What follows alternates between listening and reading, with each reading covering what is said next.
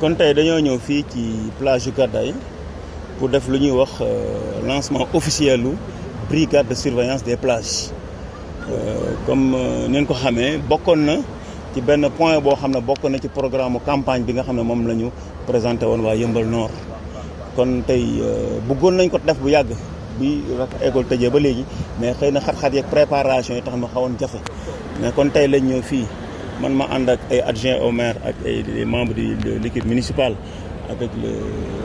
mon cabinet et tout ñi ma àndal ñëpp ñu ñëw pour lancer officiellement lu ñuy wax la brigade de surveillance des plages. comme ni nga ko xamee nag jël nañ ay maîtres nageurs kenn ci ñoom mi ngi nii taxaw Abdoul Diallo ak yeneen maîtres nageurs ñoo xam ne dinañ ñëw ànd ak xale yi ngeen gis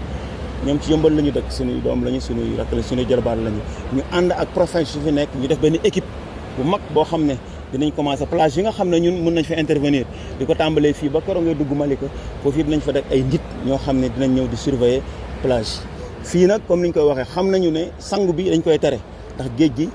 baaxul mais plage bi kenn mënu koo tere kenn nit mënoo toog di féexlu kon ñii toog di féexlu war nañu am équipe yoo xam dañuy ànd ak ñoom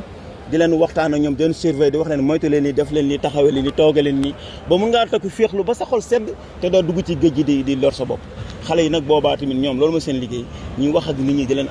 yemale di leen encadrer fi ñu war a yem di leen toppatoo ba li nga xam ne si mooy am chaque année ay xale di lab fii di lab suñu doom yi ak suñu jarbaat ak suñu sët fii di fi lab loolu vraiment loolu lañ bëgg a xeex moo tax brigade bi loolu mooy liggéeyam dina taxaw ci longueur plage bi yëpp di waxtaan ak xale yi ba nga xam ne loolu ñu bëgg li ñu bëgg dëgg mooy dem bañ ne at bu jot plage yi nekk Yeumbeul Nord ak plage yi ko wër yëpp nit dootu fi deewati loolu mooy suñu objectif na ren nag tàmbali nañu officiellement lancé brigade bi fan yi di ñëw dinañu fexe ba yokkaat brigade bi yokk professionnels yi ute leen ay matériel ba niñ ko bëggee ñu taxawoo ko noonu. ñoom ñu toog ci ñaata. fu mu nekk nii xale équipe bi fa nekk nii équipe bi d'une dizaine de personnes la ñoom ñoo démarré officiellement mais semaine bii di ñëw dinañ renforcer effectif bi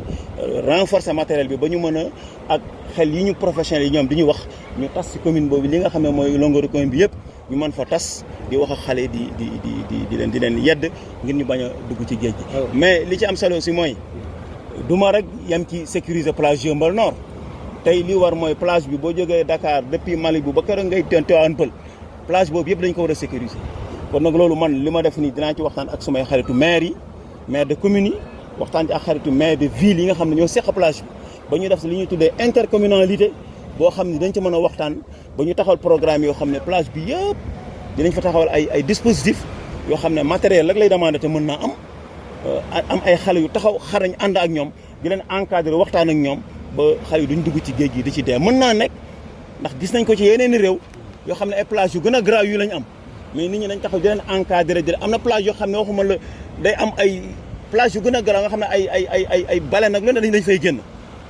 animaux yu grave mais terew dinañ ko sécuriser ba kenn du fa lab waxantuma la defa de loolu nag mën nañ ko am fii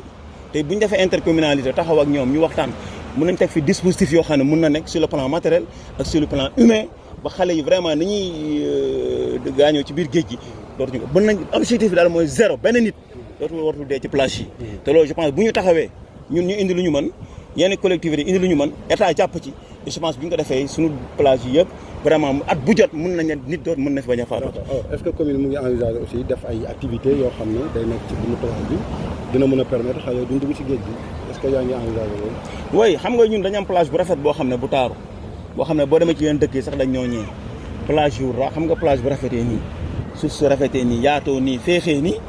vraiment nit ñi dañuy jóge dugg avion si di ñëw ba fii pour fréquenter suñu plage kon nag loolu je pense que ñun collectif moo nekk suñu premier rôle fexe uti ay partenaires uti ay xalaat uti ay moyens ak ku ñu mën a collaborer ba exploiter suñu plage yi ba ñu nekk rek plage yoo xale di fi ñëw rek di këti dugg mais plage yu neex yoo xam ne waa dëkk bi ñu fi mën di féexlu di fi dab amee bànneex nit mën na jóge avion sax dugg fa rien que pour ñëw fréquenter suñu plage loolu nag xalaat yaa ngi fi technique bi ko war a defar mi ngi fi moyens yi la ñuy lijjanti ak dispositif yi te li ñu def nii mooy tàmbali gi bu ñu paree nañu waxtaan ak ñi ñëw waxtaan nag collectivité yi ko seq nañu waxtaan ak ñoom waxtaan ak état ñun ñu def li ñu mën ku nekk def li nga mën ba plage yi ñu am muy plage yu rafet ñu xool nu ñu koy exploiter ba nit ñi di fi ñëw di fi bànneexu di fi def lépp li ñu war a def te duñu dugg ci danger bi mooy mu leen di gaañ loolu lépp incha allah nañ ci waxtaan ndax loolu mooy yéene bi duñu bàyyi ni àll bi rek dañ ko exploiter mais nag avec tous les services yi nga xam ne ñoo ci war a intervenir dinañ leen ci boole boobu boobaa bu ñuy exploité fii mu nekk lu rafet loo xam ne site touristique bu am solo la doon pour njariñu commune bi ak njariñu réew mi yëpp. effectivement site touristique boobu nga wax tourisme local ñu ngi koy wax gis nañ Yeumbeul am na ay lac am na aussi plage comme ni nga ko waxee alors est-ce que vous êtes en train de penser sur le tourisme local pour que nit yi le temps que ñuy dem di fréquenter feneen pour que ñuy fréquenter fi quels sont les moyens yi nga xam ne jàpp nga ne pour nga ko mettre à leur disposition pour que ñu mën di fréquenter ci lac yi ak ci merci Awde mooy li ma wax léegi rek ndax plage bii tey war nañ ko mën a exploiter ba lu bëri mën fi jógee nit mën na jóge fu sori ñëw di ko fréquenter loolu aménagement la demandé sunu lac yi nga xam ne moom ñu ngi jóge léegi maa yow ci lagu Waruwaay wi yeneen lag nga ci biir yu bëri ci dëkk bi nga xam ne tey ay phénomène la sax yu ñu sonal te alors que bu ñu ko liggéeyee mën na nekk ay sites touristiques yoo xam boo demee ci ni réew loolu nga fay gis lac yoo xam ne dañ ko aménagé nit ñu wër ko dëkk ci dëkkaay boo xam ne wala def ay hôtel wala dafay xonoo xam ne daal day nekk site boo xam ne dina rafet ndax Waruwaay boo yéegee tey ci montagne bi ba taxaw ba tiim lac gi mais sa xol day sedd gis-gis bu rafet nga ciy am mais Tifan yi ñu ngi ci biir loolu war nañ koo liggéey loolu lépp bu ñu ko defaree am na ay sites yoo xam ne ay visite ay touristes war nañ ma ñëw di ko visiter te loolu yëpp incha allah fii la ñuy commencé ci plage bi buñ ci paree ba def ci li ñu war a def nañ dem ci lac yeeg sites yi ñu am yëpp ñu exploité ko ba ëllëg nit dina ñëw ne ah xaaral ma dem visiter ji lac Waruwaay ndax dégg naa lii ak lii ak lii comme ni ñuy dem di visiter ji lac Rose ak yeneen lac te loolu am mën na am fii te loolu bu ñu ko defee je pense que nit dina ñëw dina nekk benn loo xam ne lu am njëriñ la ci commune bi mais ak commune yi ko seq yëpp mën nañ ko exploiter ba vraiment mu nekk njëriñu ñëpp. merci jërë ngeen jëf.